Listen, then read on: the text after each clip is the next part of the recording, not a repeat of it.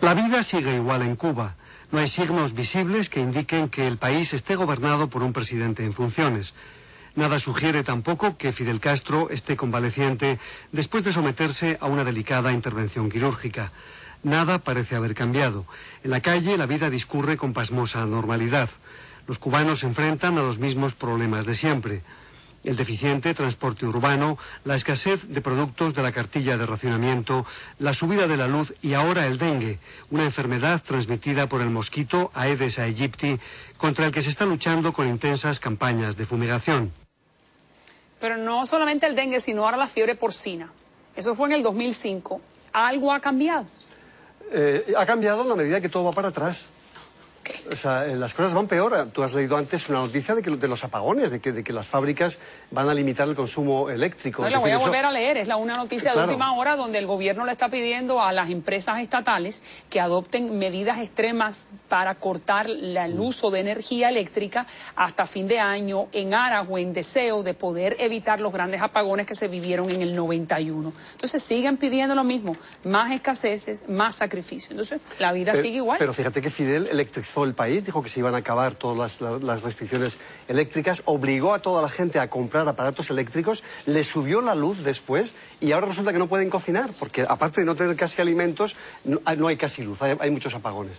Es decir, es un eterno retorno, van dando vueltas y al final van siempre caminando para atrás como los cangrejos. Después de 50 años de revolución. No, claro, y la apreciación que yo tengo es que la gente no se da cuenta de ese círculo vicioso en el que está. Bueno, algunos sí, pero la gran mayoría está, como usted dice, sin información y mucho menos del comandante en jefe. Hábleme de esa apreciación que usted me dijo fuera del aire, que yo quiero que usted comparta con el público, que usted ve que los niños cubanos están flaquitos, que las piernas las tienen delgadas, que se parecen a los niños del África, aunque sean blancos. Yo nunca he visto la delgadez que hay en Cuba, es decir, y sobre todo los niños. Te voy a contar una anécdota. O sea, las piernas de los niños evidentemente son casi como llaman la atención de los extranjeros que van a Cuba, ¿no? Pero te voy a contar las cosas con un ejemplo, siempre se entienden mejor.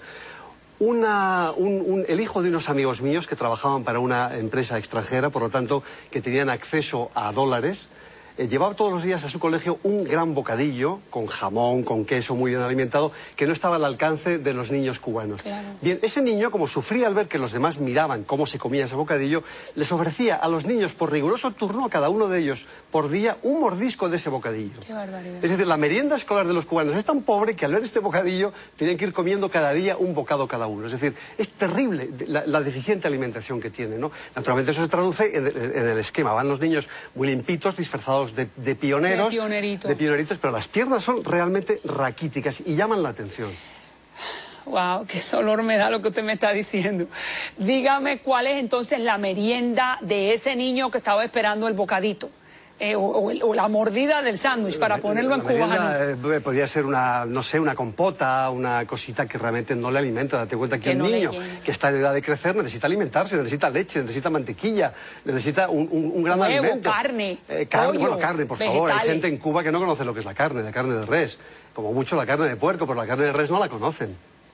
Hay generaciones de cubanos que no saben lo que es comer un filete de carne de res. Bueno, porque son 15 años de prisión matar una vaca y 20 matar un venado. La propia vaca, incluso tu vaca. Tú no puedes matarla. No, claro, porque nada es tuyo. Pero todo esto está relatado en su libro, que ahí lo tenemos en pantalla. ¿Cómo usted lo escribe? Usted nos cuenta que lo hace de noche. Mira, ahí está, y usted va a estar en la Feria del Libro de la ciudad de Miami, que se está llevando a cabo esta semana, este fin de semana, y ahí está el lugar y la hora para que las personas lo vayan a conocer. ¿Cómo lo escribe, Botín? Lo escribo jugándome en mi matrimonio. Mi esposa se puso muy celosa porque yo dormía con mi computadora y le hacía más caso a mi computadora que a mi esposa, porque dormía debajo de mí con la computadora, ¿no? Es decir, en mi casa había varias computadoras y en aquella computadora en la que estaba escribiendo el libro jamás la puse en internet. Había comprado un programa muy caro de criptografía, estaba encriptado. Tenía muchas precauciones porque entraron en mi casa varias veces, no sé qué es lo que estaban buscando, ellos no sabían que yo estaba escribiendo un libro, le dieron la vuelta a mis papeles, pero jamás se encontraron el manuscrito del libro, que estaba en una pequeña computadora muy escondida. Además... Pero no encontraron tampoco la computadora No, esa secreta. computadora no la encontraron nunca, porque era muy pequeña y la tenía muy escondida, y yo, como te digo, dormía con ella, ¿no? Y además hacía copias encriptadas que las enviaba a Madrid a través de amigos, a través de familiares. Cada vez que iba escribiendo determinadas páginas las enviaba, ¿no? Muy bien. Pasé miedo, realmente miedo, con miedo a que me descubrieran, ¿no? Sí, ¿verdad? ¿Cuánto tiempo le tomó? ¿En cuánto tiempo estuvo en esa odisea de la que me está contando? 4 años, prácticamente. Cuando llegué a Cuba sufrí tal shock de ver lo que estaba pasando en ese país, que empecé a escribir. Como no podía contar, ayer hablábamos de esto, todo lo que yo estaba viendo de manera real, wow, dije, esto tengo que contarlo a través de un libro. Y este libro es como una especie de exorcismo para curarme, digamos, del malestar que yo sufrí de no poder contar la verdad, al menos toda la verdad. Pero qué valiente, claro, que es lo que le decía ayer, porque la prensa extranjera, ese cuerpo de periodistas extranjeros, sienten lo mismo que usted, pero hay un freno, porque en el momento que usted se ponga a contar en las crónicas, en televisión española, lo que usted está contando en el libro, goodbye, Botín. Claro, es que el problema de la prensa, es decir, tú tienes que darte cuenta de que Cuba es un país que no tiene nada que ver con ningún país del mundo. Es decir, entonces me encanta, esto no tiene nada que ver, no, pero Zapatero, claro, está tratando de enamorarlo, y eso lo vamos a hablar más adelante, pero adelante. Perdóname, la pregunta que yo puedo hacer es la siguiente, es decir, ¿queremos que haya prensa extranjera en Cuba, sí o no? Es decir, si queremos que haya prensa extranjera, hay que entender que los periodistas no pueden contar toda la verdad. Y si no, es decir, cerramos la puerta y no va ningún periodista y no se cuenta lo que está pasando ahí. Pero también es verdad que entonces, al no contar toda la verdad, pueden dar una impresión diferente, y el resto del mundo, la comunidad internacional, al ver esas crónicas, dicen, bueno, la gente no está tan mal, correcto. Es un doble juego. Eso es como te dije ayer, hay periodistas que son menos fuertes y otros que son más frívolos, y que de alguna manera les hay más serios y que tratan de contarlo en la medida de sus posibilidades. Déjeme mostrarle la transportación, que es otro de los grandes logros, ¿no? La salud, la educación, la transportación, ahí está, veamos. En La Habana no hay desierto, pero los camellos forman parte del paisaje urbano. Su referente más próximo es el autobús. Recorre como él las calles y lleva pasajeros en su interior. Pero parecerse no se parecen mucho.